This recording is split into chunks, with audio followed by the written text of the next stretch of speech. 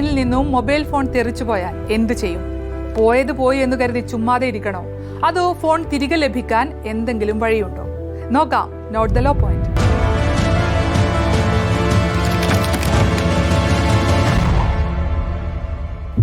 ഏറ്റവും കൂടുതൽ ആളുകൾ ആശ്രയിക്കുന്ന ഗതാഗത മാർഗമാണ് റെയിൽവേ.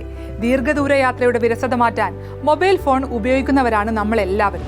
യാത്ര ദീർഘമാകണമെന്നില്ല, അല്ലെങ്കിലും നമ്മൾ മൊബൈൽ കയ്യിലെടുക്കും. അങ്ങനെ നോക്കിയിരിക്കെ അപ്രതീക്ഷിതമായി നമ്മുടെ കയ്യിൽ നിന്ന് ഫോൺ തെറിച്ചു വീഴുന്നു. എന്തു ചെയ്യും? ട്രെയിനിലെ അപായച്ചങ്ങല വലിക്കാമോ?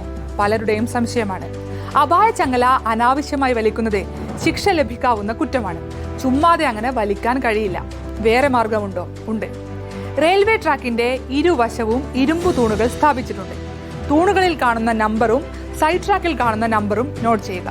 എന്നിട്ട് വേറെ ഏതെങ്കിലും ഫോണിൽ നിന്ന് RPF എമർജൻസി നമ്പറായ 138 ഡയൽ ചെയ്യുക. നഷ്ടപ്പെട്ട ഫോണിന്റെ നമ്പറും ഫോൺ എവിടെ നഷ്ടമായി എന്ന വിവരവും ഉദ്യോഗസ്ഥരെ അറിയിക്കുക. നടപടിയുണ്ടാകും, ഉറപ്പാണ്.